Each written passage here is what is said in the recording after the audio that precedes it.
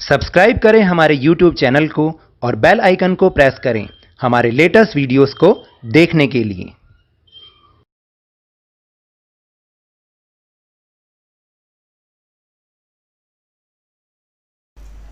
Hello and welcome to Lavneesh Sir की class. This is Directorate of Education, GNCT of Delhi's worksheet number 11, and it is only for class 8 student. It has taken from the subject science, and we will learn and understand some more physical properties of metal. So now let's start and understand with me. Today we will learn about some more physical properties of metals. जैसे आपको याद है ना, last worksheet में भी हमने कुछ उसकी फिजिकल प्रॉपर्टीज मेटल की पढ़ी थी, समझी थी।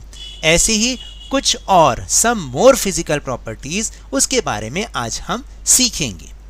तो जो फर्स्ट प्रॉपर्टी है इस वर्कशीट की वो है मेटल सोनोरस होती हैं। सोनोरस का मतलब समझते हैं, जिनमें से साउंड निकलती है। When objects made of metal are hit with a hard surface, a ringing sound is produced. यानी जब किसी ऐसे ऑब्जेक्ट को जो कि मेटल से बना हुआ है उसको हम किसी हार्ड सरफेस से हिट करते हैं तो उसमें से एक रिंगिंग साउंड प्रोड्यूस होती है। Therefore, metals are called sonorous. Here the difference between the sounds if we hit a spoon with steel glass or with a wooden door. यानी जब आप एक स्टील की स्पून से किसी ग्लास पर और किसी वुडन डोर पर हिट करते हैं तो दोनों की साउंड में बहुत डिफरेंस होता है। उस डिफरेंस को आप समझ भी सकते हैं, सुन भी सकते हैं। फिर सेकंड जो उसकी फिजिकल प्रॉपर्टी है मेटल्स की वो है कंडक्टर या इंसुलेटर। यानी वो उसमें से जो इलेक्ट्रिक करंट है वो पास होता है या नहीं होता है। अगर पास होता है तो हम उसे गुड कंडक्टर कहते हैं, अगर उसमें से इलेक्ट्रिक करंट पास थ्रू नहीं होता तो हम उसे बैड कंडक्टर कहते हैं। Let us understand this property of metals by an activity. Make a circuit tester by connecting the battery, bulb and wire as shown in the diagram. तो देखिए यहाँ पर एक फिगर बना रखी है जिसमें एक सर्किट बना रखा है जिसमें बैटरी भी है, बल्ब भी है और वायर भी है। फिर हमें करना क्या है? Check whether the bulb glows by connecting A and B points of the circuit. फिर हमें ये चेक करना है कि जो ए और बी उसके जो पॉइंट्स हैं उनको जब हम कनेक्ट करते हैं तो बल्ब ग्लो होता है या नहीं होता। लेकिन यहाँ पर इनके साथ कुछ हमें और भी ट्रायल करना है। जैसे now connect each of the material one by one as given in the table between points A and B and C if the bulb in the circuit glows और नॉट। यानी आपको ए और बी पॉइंट के बीच में यहाँ पर एक table दे रखी है और उसमें सब मटेरियल्स आ रहे हैं, उनको एक एक वन बाय वन करके आपको यूज़ करना है और ये देखना है कि जो बल्ब है वो ग्लो कर रहा है या नहीं कर रहा, जस्ट लाइक दिस। तो जब हम इस ऑब्जर्वेशन को करते हैं, इस टेस्ट को करके देखते हैं और आप भी इसको करके देखिएगा तब आपको समझ में आएगा। अगर हम आयरन नेल को बीच में यूज़ करते हैं उसके तो बल्ब लाइटेड अप होगा यानी ग्लो होगा। आप भी इसको खुद करके देख सकते हैं। आयरन नेल का मतलब लोहे की कील।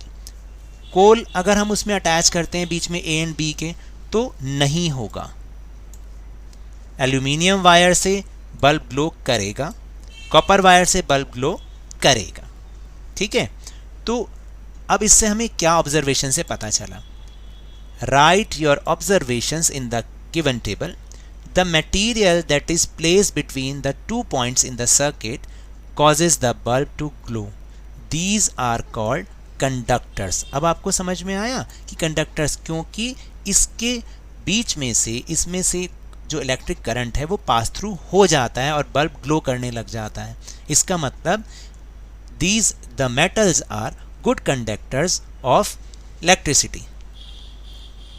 Materials through which electric current can pass through are known as conductor of electricity. अब आपको समझ में आया जो मैंने समझाया था कि those materials through which electric current can pass through are known conductor of electricity, good conductor of electricity, and those through which electric current cannot pass through are known as insulators.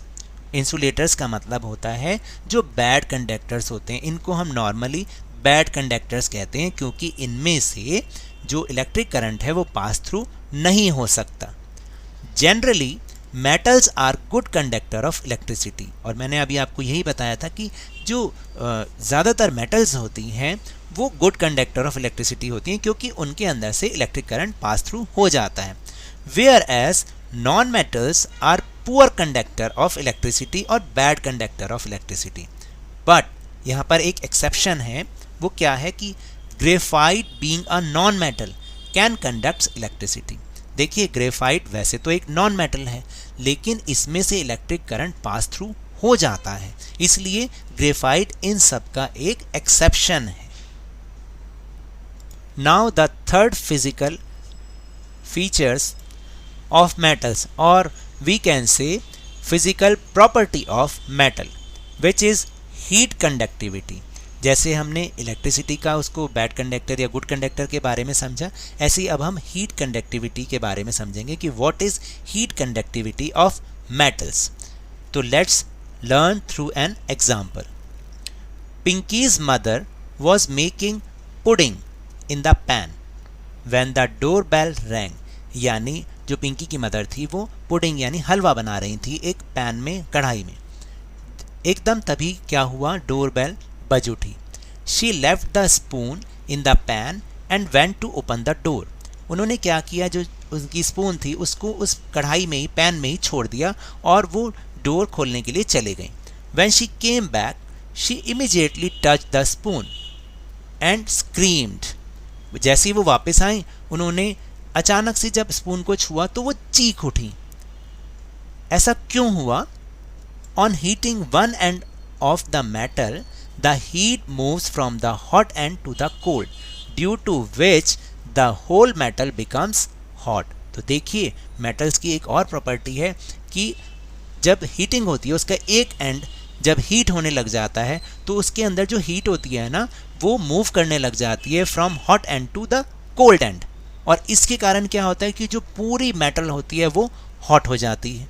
तो materials through which heat can transfer from hot region to colder region are known as conductor of heat. तो अब आपको समझ में आया कि ऐसे materials जिसमें से हीट एक रीजन से और एक पॉइंट से दूसरे पॉइंट की ओर ट्रांसफ़र होती रहती है तो उसको हम गुड कंडक्टर ऑफ हीट कहते हैं। जैसे अभी हमने गुड कंडक्टर ऑफ इलेक्ट्रिसिटी पढ़ा। Metals are good conductor of heat and non metals are poor conductor of और इंसुलेटर ऑफ हीट। अब आपको समझ में आया कि मेटल्स जो हैं वो गुड कंडक्टर ऑफ इलेक्ट्रिसिटी भी होते हैं and good conductor of heat भी होते हैं, लेकिन but non metals are poor conductor or insulator of heat and electricity. So now we'll move on our question answer section. So now the first question is, the cooking pan is made of iron while its handle is covered with wood. Why? तो जो cooking pan तो वो iron का बना हुआ होता है लेकिन उसका हैंडल जो है वो वुड से कवर क्यों होता है? तो इसका आंसर है iron is a metal and it is a good conductor of heat. ये तो अभी हमने समझा भी है।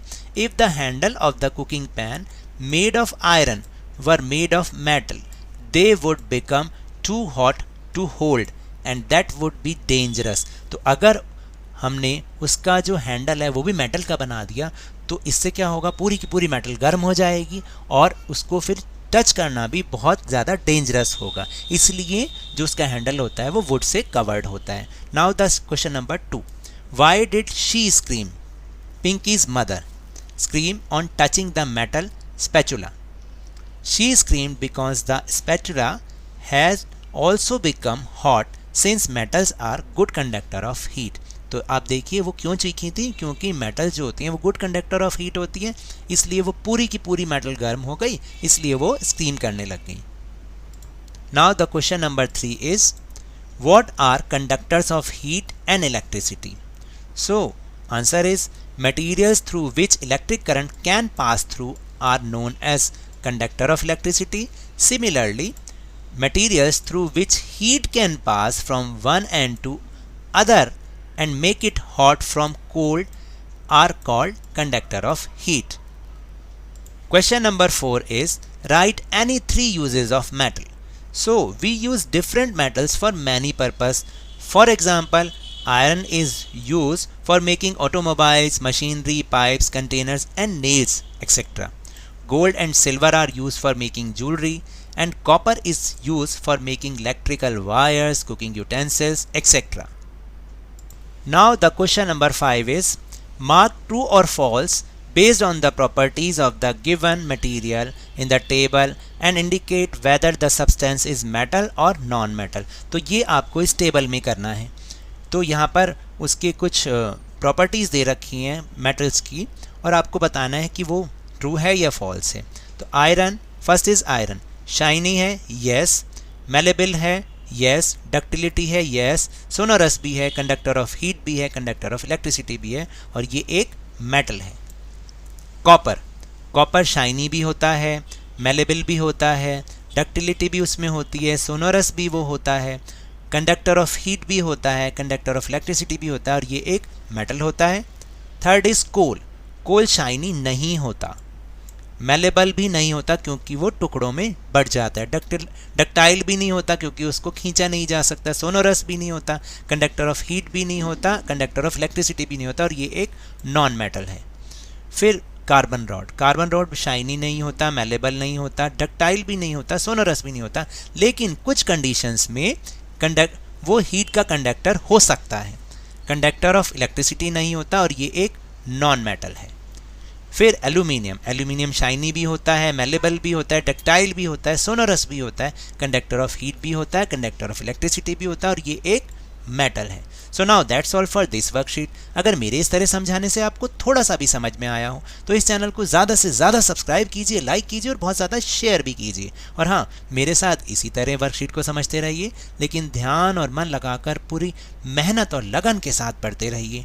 और अगर आपको कोरोना वायरस से बचना है तो 2 यार्ड्स या 6 फीट का फिजिकल डिस्टेंस ज़रूर बना के रखिए, क्योंकि जब तक दवाई नहीं तब तक कोई ढिलाई नहीं. Thank you very much.